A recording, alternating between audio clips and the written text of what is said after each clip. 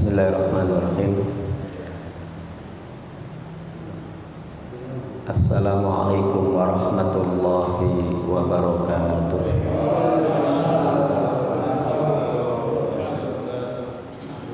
Alhamdulillahi rabbil alamin wa bihi nasta'inu ala umuri dunya waddin. Wassalatu wassalamu ala asyrafil anbiya'i wal mursalin wa ala alihi wa sahbihi ajma'in, amma ba'd. Ala hadiniyah wa ala kunatin shalihah ila hadratin Nabi Mustafa Rasulullah sallallahu alaihi wasallam wa ala alihi wa azwajihi wa dhurriyyatihi wa ahli baitihi tahirin ajma'in wa khususan ma'rifatul kitab al-karim wa khususan syahidin wa khususan sahabil wayaqiyah dan tabarani wa khususan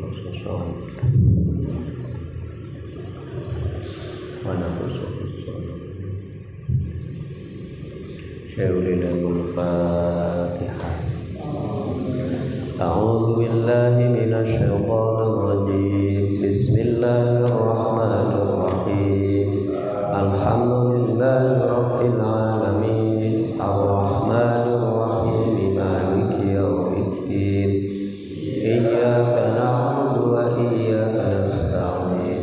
Ihdinas siratal mustaqim, siratal ladzina an'amta 'alaihim ghairil maghdubi 'alaihim waladdallin.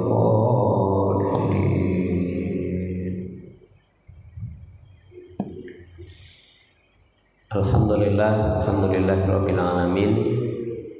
Kita bersyukur kepada Allah pada kesempatan malam yang berbahagia ini.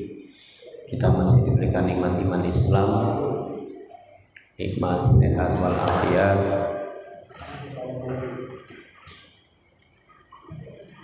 nikmat diberikan keamanan dan juga kenyamanan dalam kita beribadah kepada Allah.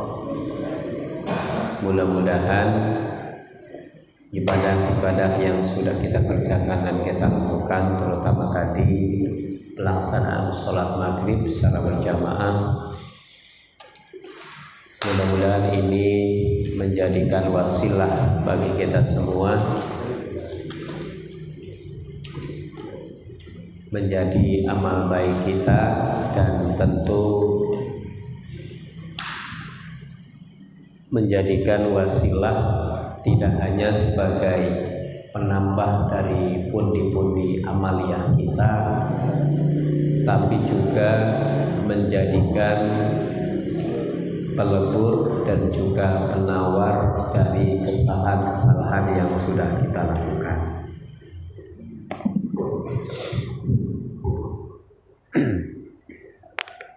Bismillah.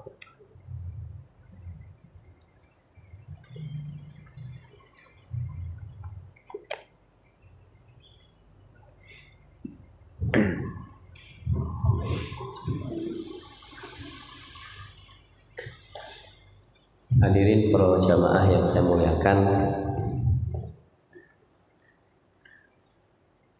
berkaitan dengan ibadah yang tadi sudah kita kerjakan, wasilah atau asbab daripada amal kita menjadi penolong kita, tentu itu ketika amal ini diterima oleh Allah. Oleh karenanya sholat yang tadi kita kerjakan, kita mohon ini menjadi wasilah menambahkan amal dan juga meleburkan kesalahan. Karena ketika kita berdoa kepada Allah, di samping mendapatkan amal yang diterima, kita pun berdoa tambah satu lagi, mudah-mudahan kesalahannya kita diganti oleh Allah dengan kebaikan.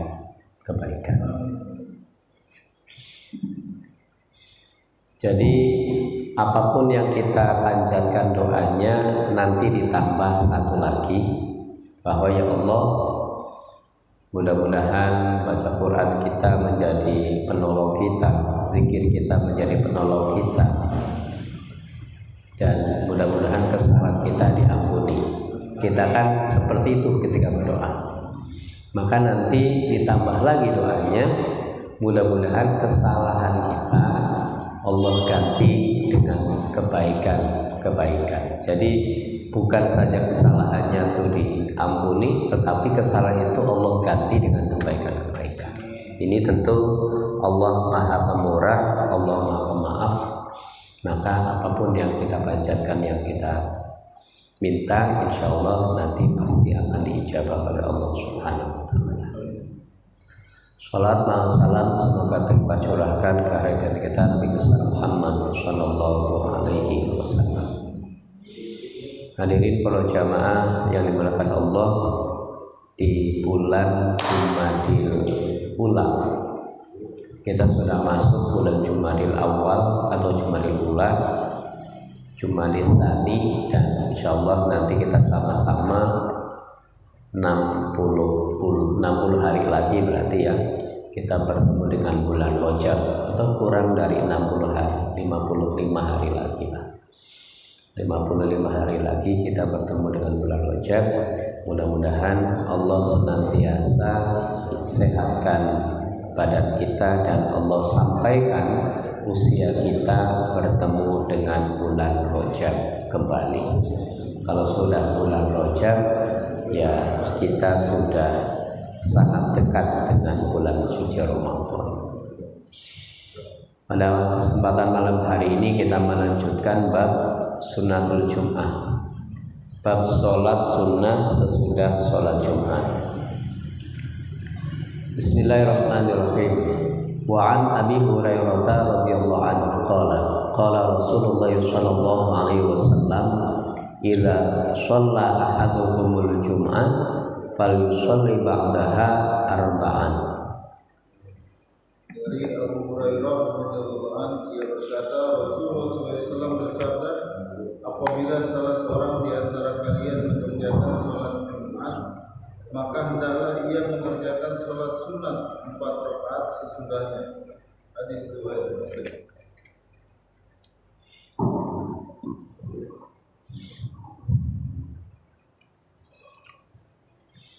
Bismillahirrahmanirrahim. Pada bab yang lalu sudah juga dibacakan tentang sholat sunnah qobliyah ba'diyah, sholat sunnah qobliyah subuh, qobliyah ba'diyah zuhur, qobliyah asar, qobliyah ba'diyah maghrib, dan qobliyah ba'diyah isya. Dan malam hari ini kita melanjutkan sholat sunnah ba'diyah Jum'ah. Dari sahabat Abu Hurairah radhiyallahu anhu, Rasulullah sallallahu alaihi wasallam bersabda, apabila seseorang melaksanakan sholat Jumat, maka hendaklah sesudah itu melaksanakan sholat sunnah 4 rakaat.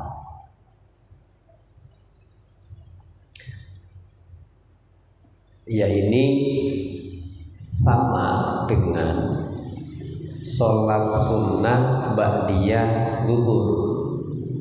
Sholat sunnah ba'diyah zuhur ini dikerjakan juga disunahkan 4 rakaat, 2 salaman. Maka di sholat Jumat pun ini sama, disunahkan kita untuk melaksanakan sholat sunnah 4 rakaat dengan 2 salaman. Ya, ini tentu pelaksanaan sholat sunnah ini kalau kita di hari libur Jumatnya biasanya bisa kita laksanakan. Tapi kalau sudah hari kerja keburu-buru lah kayaknya. Kalau sudah, apalagi kalau sudah masuk kerja, pelaksanaan sholat Jumat terus ada agenda-agenda yang lain pada setelah Jumatnya, ya agak sulit biasanya kita kerjakan. Yang mungkin bisa dikerjakan 2 rakaat, yang mungkin bisa dikerjakan. Tapi dalam hal ini baginda Nabi menyampaikan bahwa sunnah pelaksanaan sholat Jumat ini setelahnya itu 4 rakaat. Kalau 2 rakaat boleh tidak? Ya boleh 2 rakaat. Wa an Ibnu Umar radhiyallahu anhu anna Nabiy sallallahu alaihi wasallam kana yusalli ba'da al-jum'ati hatta yansarifa fa yusalli rak'ataini fi baitihi.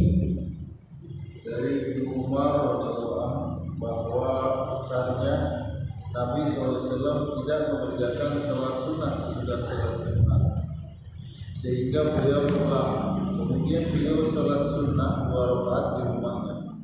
Hadis riwayat Muslim. Ya, di bab yang setelah ini nanti kita ketemu dengan bab istihbab ja'ala nawafil fil bait. Hadis ini yang kita baca tadi nanti ketemu di bab setelah ini, bahwa baginda Nabi mengerjakan sholat sunnah Jumat 2 rakaat itu di rumah. Itu di rumah baginda Nabi. Jadi kalau kita melaksanakan sholat sunnah setelah sholat Jumat di masjid, pertanyaannya boleh atau tidak boleh? Maka boleh. Lalu ketika kita melaksanakan sholat sunnahnya itu di rumah, maka di sini kita dapat 2 pahala. Yang pertama adalah sholat sunnah Jumat itu sendiri secara dzatiyah. Yang kedua, mengikuti apa yang sudah dikerjakan oleh baginda Nabi. Jadi 2, sholat sunnah ba'diyah di rumah itu pahalanya tidak hanya sholat Jumatnya saja, tetapi 2. Pertama, dzatiyah sholat sunnah ba'diyahnya. Yang kedua adalah mengikuti apa yang sudah Nabi lakukan. Nah, ini yang dimaksud dengan sunnah fi'liyah dikerjakan, sunnah qauliyah dikerjakan, dan juga syariat daripada pelaksanaan sholat Jumatnya, ba'diyah Jumatnya pun dikerjakan. Jadi ketika melaksanakan sholat Jumat, ba'diyah Jumat itu di rumah, maka pahalanya 2. Mengikuti nabinya dapat pahala, sholat ba'diyah Jumatnya juga dapat pahala. Nah, kita bergeser ke bab istighbab ja'ala nawafil fil bait. An Zaid bin Thabit radhiyallahu anhu anna Nabiy sallallahu alaihi wasallam qala Shallu ayyuhan nas fi buyutikum fa inna afdhalas sholati sholatul mar'i fi baitihi illal maktubat. Muttafaqun alaihi. Dari Zaid bin Sabit radhiyallahu anhu bahwa sabnya Nabi SAW bersabda, wahai sekalian manusia, salatlah kamu sekalian di rumah, karena sesungguhnya seutama-utamanya sholat adalah sholat seorang di rumahnya kecuali sholat fardu. Hadis riwayat Bukhari dan Muslim. Kita baca hadis satu lagi karena nanti menyambung dengan hadis yang ini. Wa Ibnu Umar radhiyallahu anhu anin Nabiy sallallahu alaihi wasallam qala ij'alu min sholatikum fi buyutikum wa la tattakhiduha quburan. Muttafaqun alaihi. Dari Ibnu Umar radhiyallahu anhu dari Nabi sallallahu alaihi wasallam beliau bersabda, laksanakanlah sholat sunnah di rumah kalian dan janganlah kalian jadikan rumah kalian itu seperti kuburan. Hadis riwayat Bukhari dan Muslim. Bismillahirrahmanirrahim. Ada 2 hadis. Dari hadis yang pertama dikatakan bahwa sholat sunnah ini utamanya di rumah. Sholat sunnah. Dan hadis yang kedua tadi dikatakan kerjakanlah sholat sunnah di rumahmu, jangan sampai rumah-rumahmu dijadikan seperti kuburan. Nah, ini berarti ada dua hadis yang saling menguatkan. Di hadis yang kedua dikatakan bahwa jangan jadikan rumah-rumahmu seperti kuburan. Nah, kuburan dalam arti di sini ya arti majazi. Karena kalau di kuburan itu kan tidak ada aktivitas ibadah, aktivitas baca Quran, sholat dan lain sebagainya, itu tidak ada bagi orang-orang penghuninya tentunya. Berbeda dengan orang-orang yang berziarah kubur. Aktivitas-aktivitas yang ada di kuburan itu ya majazinya adalah ya sepi, di kuburan itu tidak ada aktivitas itu. Nah, oleh karenanya rumah dalam hal ini dianjurkan untuk banyak beribadah. Di antara ibadahnya adalah sholat. Karena bab ini menjelaskan bab sholat, ya maka dalam hal ini adalah seseorang ketika berada di rumahnya masing-masing, maka ketika melaksanakan sholat sunnah ini baiknya sholat sunnahnya di rumah. Contoh misalkan sholat qobliyah maghrib itu di rumah, ba'diyah maghrib itu di rumah. Ya kalau rumahnya dekat kan seperti itu sama masjid sama mushola. Kalau rumahnya jauh ya berarti tergantung kondisi dan situasinya.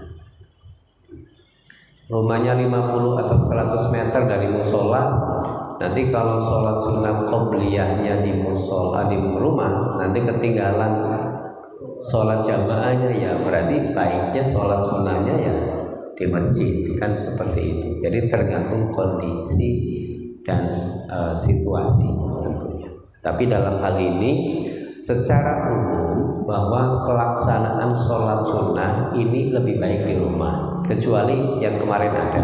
Di antaranya adalah sholat safar itu di musola, di masjid. Kemudian ada sholat duha itu baiknya itu di masjid. Itu ada beberapa pengecualian sholat-sholat sunnah yang itu lebih baik dikerjakan di masjid atau di tempat umum. Nah, masih berkaitan dengan dua hadis ini, tentu dalam ibadah yang lain yang bisa dikerjakan di rumah ya tentu bukan hanya sholat sunnah saja, karena bisa baca Quran, bisa zikir, bisa taklim dan lain sebagainya. Tetapi karena fokus pada bab ini mengerjakan sholat sunnah, ya maka kita fokus di sholat sunnah. Bahwa intinya pelaksanaan sholat sunnah ini ketika ditanya lebih baik di masjid, di musola, atau lebih baik di rumah, maka dalam hadis ini lebih baik di rumah. Nah, tetapi secara operasionalnya sekali lagi tergantung kondisinya seperti apa secara operasionalnya. Kalau kita misalkan pada saat ini ketika pelaksanaan sholat maghrib selesai, tadi kan dikatakan bahwa lebih baik sholat sunnahnya itu di rumah, maka baiknya kan pulang dulu. Tapi karena setelah ini ada kegiatan yang lain, taklim, kegiatan zikir, kegiatan musyawarah dan yang lain sebagainya, maka ya tentunya dilaksanakannya di sini. Jadi tergantung kondisi dan situasinya. Tetapi secara umum bahwa pelaksanaan sholat sunnah ini bagusnya itu dilaksanakan di rumah masing-masing. Tujuannya adalah tadi agar rumah kita itu diberkahi, rumah kita itu diberikan rahmat oleh Allah Subhanahu wa taala. Bismillahirrahmanirrahim. Wa Jabir radhiyallahu anhu qala qala Rasulullah sallallahu alaihi wasallam idza qada ahadukum shalatun falyaj'al li baitihi nasiban min shalat fa inna Allah ta'ala ja'ilu fi baitihi min sholati khairan. Rawahu Muslim. Dari Jabir radhiyallahu anhu dia berkata, Rasulullah SAW bersabda, apabila salah seorang di antara kalian telah selesai mengerjakan sholat di masjid, maka hendaklah ia mengerjakan sebagian sholat sunnahnya di rumahnya, karena sesungguhnya dengan sholat itu Allah menjadikan kebaikan di rumahnya. Hadis riwayat Muslim. Bismillahirrahmanirrahim. Dari sahabat Jabir radhiyallahu anhu, Rasulullah Shallallahu alaihi wasallam bersabda, seseorang telah selesai melaksanakan sholat berjamaah di masjid, maka hendaknya rumah diberikan bagian untuk ditempati sholat, karena Allah memberi kebaikan bagi rumah yang ditempati kegiatan pelaksanaan sholat. Hadis yang pertama, kedua, dan ketiga ini saling berkaitan. Yang ketiga ini lebih dijelaskan secara spesifikasi bahwa pelaksanaan sholat berjamaah di masjid kemudian diikuti dengan pelaksanaan sholat sunnah di rumah, Allah memberikan keberkahan, Allah memberikan kebaikan terhadap orang yang melaksanakan sholat sunnah di rumah. Maksudnya rumahnya itu diberkahi, rumahnya itu dirahmati oleh Allah. Nah, ini secara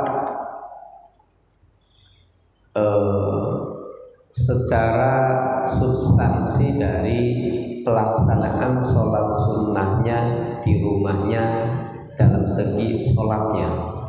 Kemudian dalam segi amaliyahnya adalah bahwa orang yang melaksanakan sholat sunnah di rumah, maka potensi untuk riya terhadap orang lain itu kecil. Kan seperti itu. Ya, walaupun kita tidak masuk dalam hal itu, artinya riya itu kan ini nggak kelihatan karena ini dalam hati masing-masing. Tetapi potensi itu akan terkikislah minimal ketika pelaksanaannya itu di rumah. Jadi namanya orang itu misalkan begini, selesai sholat maghrib lalu melaksanakan sholat sunnah sampai 3 salaman misalkan. Lalu pinternya setan itu kan seperti ini, dia yang lain kan cuma 1 salaman, kalau saya kan 3. Jadi biar kelihatan alim, biar kelihatan dipandang sama Pak RT ini saya orang baik. Nah, ini kan yang seperti ini itu ada potensi ke situ. Karena hati orang kan nggak tahu, setan lebih pintar lagi lah istilahnya, setan lebih pintar lagi. Nah, ini menghindari itu, maka tentu ada alasan-alasan yang lain yang memberikan poin lebih bagi seseorang untuk pelaksanaan sholat sunnah itu di rumah. Itu ada hal yang lain. Di antaranya mengikis peluang setan untuk menggerakkan dan menumbuhkan daripada rasa riya tadi. Sekali lagi, riya ini adalah penyakit hati yang tidak bisa dideteksi oleh tetangga kanan dan tetangga kiri. Itu tidak bisa. Yang tahu adalah ya dirinya. Yang tahu dirinya, dan di sini setan bermain. Apakah orang ini ketika sholat sunnah 3 salam atau sholat sunnah 2 salam, yang lainnya hanya 1 salaman, lalu setan membisiki, betul kamu sholatnya 4 rakaat 2 salaman, coba lihat kanan kiri kamu kan cuma 1 salaman, kamu tuh hebat. Nah, kemudian dia bangga dengan apa yang sudah dia kerjakan, lalu semakin pede lagi dia ngelaksanain sholat yang 2 rakaat berikutnya misalkan, sehingga jadi 3 salaman. Motivasinya adalah agar orang lain memuji, agar orang lain melihat bahwasanya saya sholat sunnahnya 4 atau 3 salaman. Nah ini kan tidak diketahui oleh banyak orang, dan inilah potensi riya yang kemudian dimunculkan oleh setan, digoda oleh setan terhadap orang yang beribadah.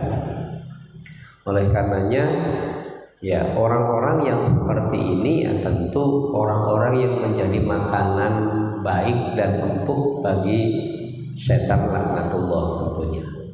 Nah, oleh karenanya di antara hikmah pelaksanaan sholat sunnah di rumah adalah tujuannya tadi mengikis daripada sifat ataupun potensi riya yang ditimbulkan oleh seseorang. Potensi riya yang ditimbulkan oleh seseorang. Ya ini ya tentu dalam hal penyakit hati ya agak sulit untuk kita deteksi. Kita baca hadis yang terakhir dari bab ini. Wa an Umar bin Atha anna Nafi bin Jubair arsalahu ila Sa'id bin Yazid bin Ukhti Namrin yas'aluhu an syai'in ra'ahu minhu Muawiyah fi shalah. Faqala na'am shallaitu ma'al jum'ati fil maqsura. Falamma sallama al-imamu qumtu fi maqami fa shallaitu. Falamma dakhala arsala ilayya faqala la ta'ud bima fa'alta. Idza shallaital jum'ah fala tasilha bi sholatin hatta tatakallama aw takhruj. Fa inna Rasulullah sallallahu alaihi wasallam arana bidzalik. Allah nusila sholatan bi sholatin hatta natakallama aw nakhruj. Rawahu Muslim. Dari Umar bin Khattab bahwasanya Nafi bin Jubair mengutus untuk pergi ke tempat Sa'id bin Yazid kemenakan Namir untuk menanyakan tentang sesuatu yang terjadi antara Sa'id dan Muawiyah dalam hal sholat. Kemudian Sa'id berkata, benar, saya sholat Jumat bersama Muawiyah di istana. Setelah imam mengucapkan salam, kemudian saya langsung berdiri untuk mengerjakan sholat sunnah di tempat itu. Ketika Muawiyah masuk ke rumahnya, ia memanggil saya dan berkata, janganlah diulang apa yang telah kamu kerjakan. Jika kamu selesai sholat Jumat, maka janganlah kamu menyambungnya dengan sholat sunnah sebelum kamu berbicara atau keluar. Karena sesungguhnya Rasulullah SAW menyuruh yang demikian, supaya kami tidak boleh menyambung sesuatu sholat dengan salat yang lain sebelum berbicara atau keluar. Hadis riwayat Muslim. Bismillahirrahmanirrahim. Dari Amr bin Atha. Ini berkaitan dengan sholat sunnah.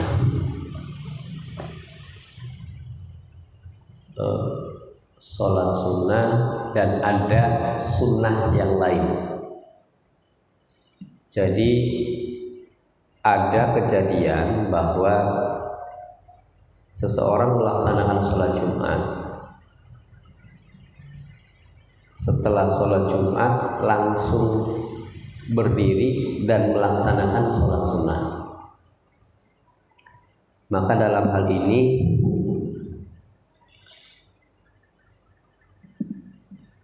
dikatakan bahwa saya pernah sholat Jumat bersama Muawiyah. Setelah itu imam salam lalu aku bangkit. Maka dalam hal ini sahabat Muawiyah itu memberikan teguran bahwa tidak boleh mengulangi itu kembali, karena Rasulullah pernah menyampaikan ketika seseorang selesai sholat fardu disela-selai dengan ucapan atau disela-selai dengan pergeseran. Nah ini yang pernah dilakukan oleh baginda Nabi. Jadi dalam hadis ini itu memberikan penjelasan perihal pelaksanaan sholat sunnah setelah sholat wajib itu disunahkan untuk ada jeda. Itu satu. Yang kedua, disunahkan untuk tidak pada tempat yang tadi. Makanya kan di Al-Mujahidin ini selesai sholat berjamaah, zikir, doa, lalu setelah duduk di sini geser ke sebelah kanan atau geser sebelah kiri atau ke belakang. Dan itu sunnah. Boleh nggak kalau kita sholatnya wajib di sini? Lalu tadi kan sudah zikir, sudah doa dan lain sebagainya, dan sholat sunnahnya di sini lagi. Boleh. Kenapa? Karena sudah ada jeda waktu tadi, sudah zikir, sudah doa, kan hampir 5-10 menit tadi. Maka dalam hal ini kalau nggak geser pun nggak apa-apa gitu. Nah, dalam hal ini yang geser adalah ketika kita selesai sholat wajib maghrib atau isya atau subuh, setelah salam kita langsung berdiri, langsung geser misalnya. Nah, itu sunnah seperti itu. Tapi kalau tadi sudah zikir dulu, sudah doa, apalagi itu hampir 5-10 menit, maka nggak apa-apa, tetap dapat kesunahan. Gitu. Tetap walaupun posisi kita tadi di sini, karena sudah zikir, sudah doa, kita tetap di sini, itu tetap boleh dapat kesunahan. Yang dimaksud di sini adalah ketika seseorang selesai salam, lalu salam selesai langsung berdiri, maka baiknya sunnahnya bergeser. Nah, itu diantaranya. Kemudian hikmahnya adalah kenapa kita kalau sholat sunnah itu kalau bisa, kalau 2 salaman tidak satu tempat, tapi bergeserlah 2-5 cm misalkan. Ya, hikmahnya adalah agar yang kita sujudi, yang kita berdiriin itu menjadi saksi kita ketika nanti di hadapan Allah. Karena kaki kita, tangan kita, dan seluruh anggota tubuh kita pasti tentu akan mampu dan bisa berbicara ketika nanti di hadapan Allah. Begitu juga dengan tanah dan tempat yang kita sujudi, maka itu pun akan menjadikan saksi untuk kita ketika nanti di hadapan Allah. Jadi semakin banyak tanah yang kita sujudi, maka semakin banyak juga saksi yang nanti akan memberikan keringanan kepada kita ketika nanti di hadapan dan di pengadilan Allah. Makanya disunahkan setiap kita datang ke tempat manapun, itu baiknya sunnahnya itu disunahkan kita melaksanakan sholat di mana. Kita pulang kampung, masuk rest area, belum waktu zuhur, ya kita disunahkan untuk sholat. Kalau bisa sholat duha di situ misal. Selesai sholat zuhur, kita masuk lagi ke rest area jam 2, ternyata masih di Cirebon, masih ada waktu 30 menit, ya kita sholat sunnah. Sholat sunnah apa ya? Sholat sunnah mutlak saja misalnya, atau sholat sunnah hajat, atau sholat sunnah istikharah dan lain sebagainya. Boleh, tidak boleh. Nah, artinya disunahkan memperbanyak sholat sunnah di tempat yang baru. Tujuannya tadi adalah untuk tentu mendapatkan dan mencari ridho Allah. Yang kedua adalah manakala bumi Allah lebih banyak kita sujudi, lebih banyak kita untuk sholat, maka itu bagian daripada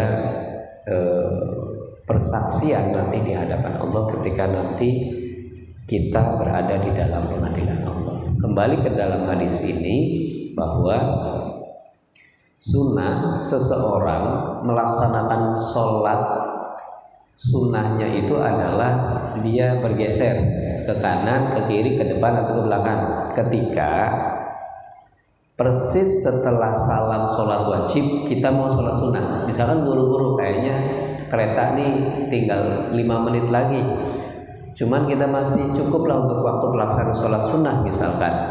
Setelah salam langsung sholat, maka baiknya geser. Gesernya harus berapa senti? Ya nggak harus 1 atau 5 meter.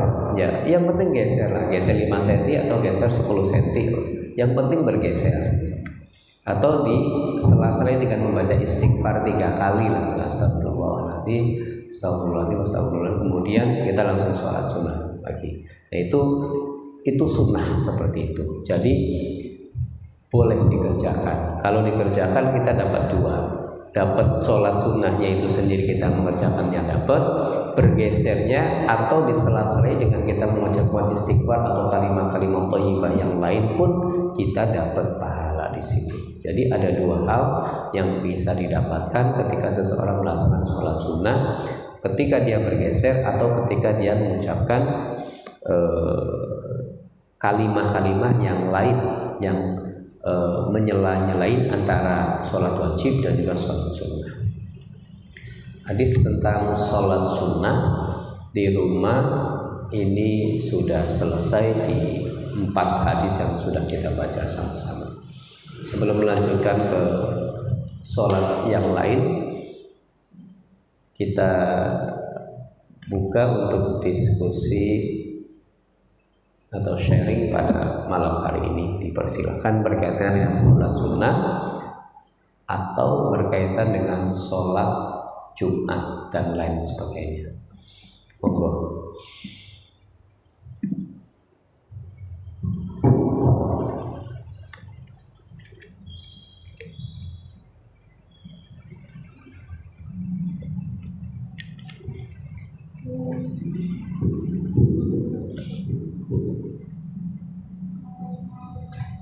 Ketika sholat Jumat sebenarnya banyak yang sholatnya azan 2 kali, dan ketika azan itu setelah azan memberikan waktu untuk sholat sunnah ba'diyah, baru kemudian azan lagi untuk imamnya naik ke mimbar. Itu kondisinya dengan apakah karena tidak ada hadis tentang sholat ba'diyah itu, apakah Qobliyah Jumat.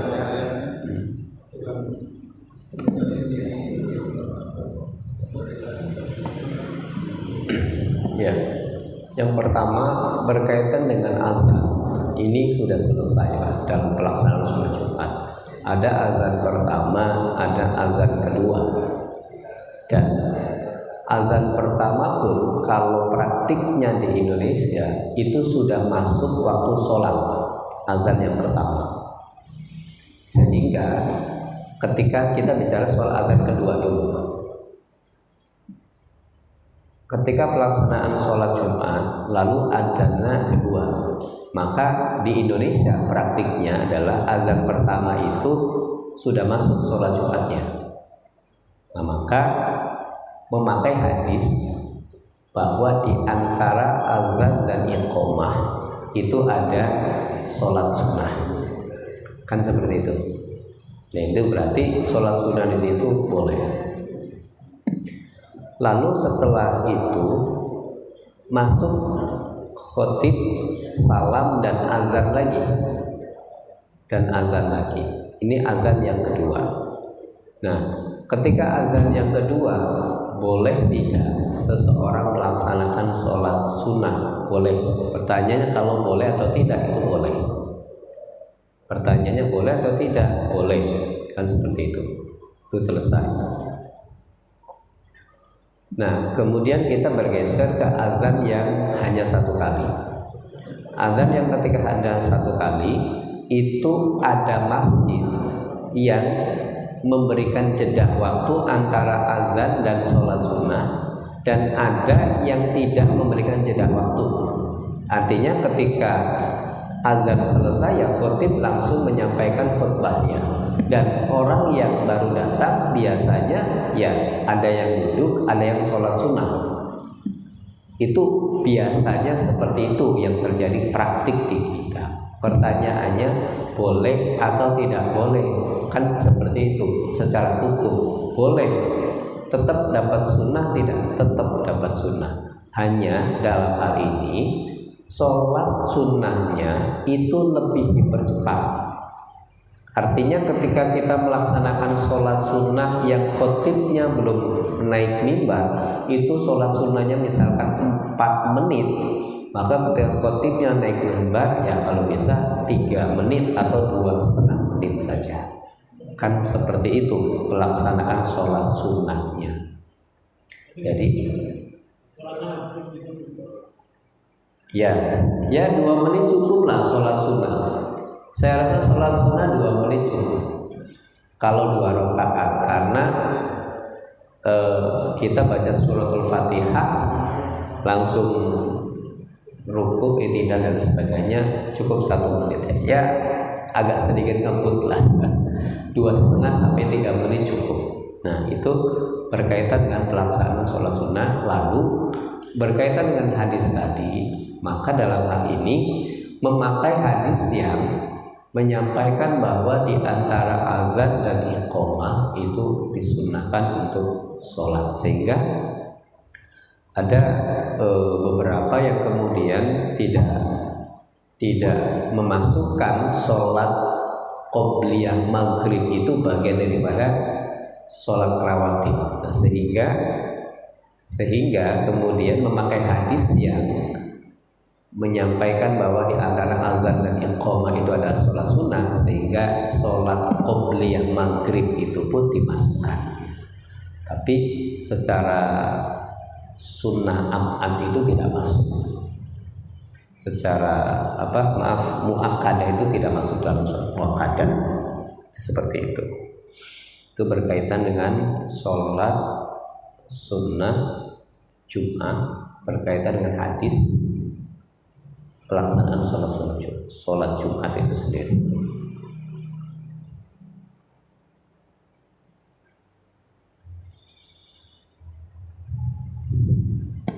Monggo, barangkali ada yang lain dipersilakan.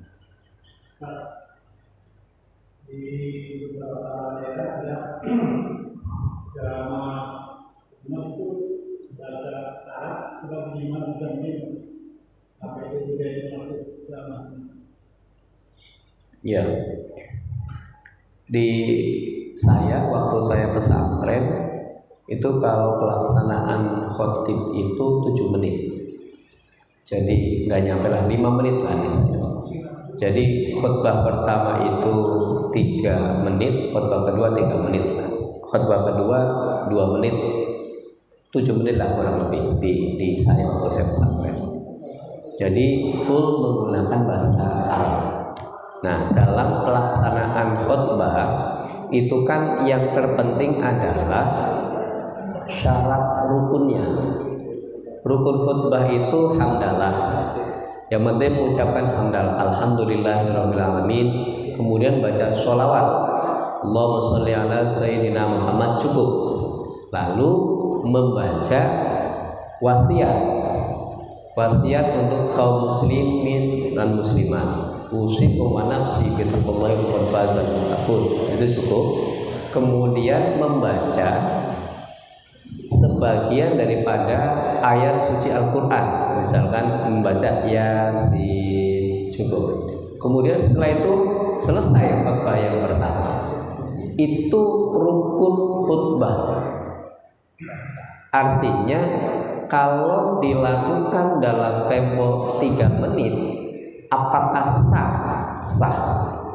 Yang penting memenuhi syarat rukunnya tadi.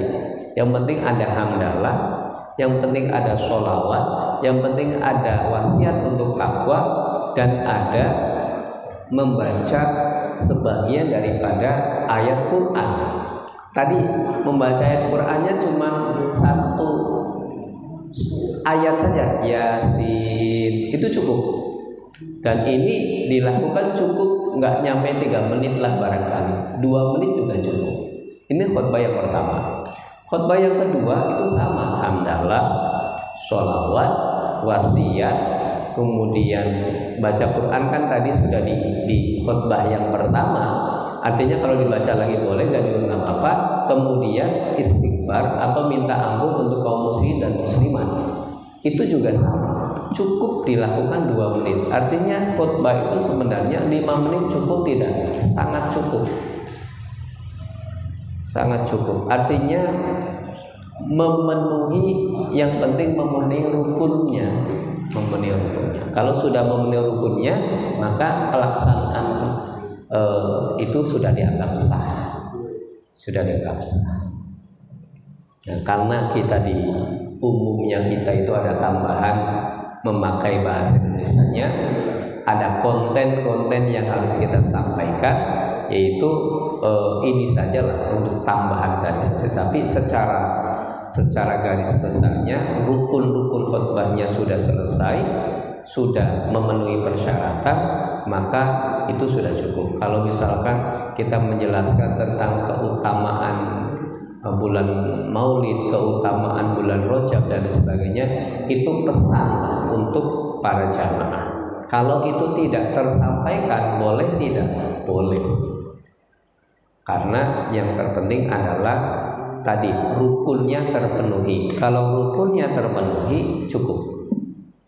Sehingga di beberapa pesantren itu biasanya ya tadi sangat cepat, 5 menit selesai. Pelaksanaan sholat Jumat itu 15 menit, dari azan sampai salam itu 15 menit. Kalau kita di Bekasi kan 30 menit ya. Kalau di pesantren 15 menit sudah selesai. Dan ada beberapa wilayah yang lain pun ada yang sangat cepat juga. Barangkali itu saja karena waktu sudah masuk waktu sholat Isya. Jadi kesimpulannya bahwa pelaksanaan sholat sunnah Jumat ini dianjurkan oleh baginda Nabi. Pelaksanaannya adalah 4 rakaat, artinya 2 salaman, dan lebih baik pelaksanaannya itu di rumah. Dan di bab tentang dianjurkan untuk melaksanakan sholat sunnah di rumah pun ini sangat dianjurkan. Kenapa? Karena ketika seseorang melaksanakan sholat sunnah di rumah, ini akan mendapatkan keberkahan dari Allah Subhanahu wa Ta'ala. Dan yang terakhir kesimpulannya adalah bila mana kita melaksanakan sholat wajib dan tidak sempat untuk berzikir, langsung melaksanakan sholat sunnah, maka disunahkan untuk bergeser ke kanan, ke kiri, atau ke belakang, depan, atau di sela-selai dengan membaca kalimat-kalimat thayyibah atau kalimat-kalimat yang lain. Mudah-mudahan bermanfaat. Al-Fatihah. A'udzubillahi minasyaitonir rajim. Alhamdulillahirabbil alamin. Shiratal mustaqim, shiratal ladzina. Assalamualaikum warahmatullahi wabarakatuh.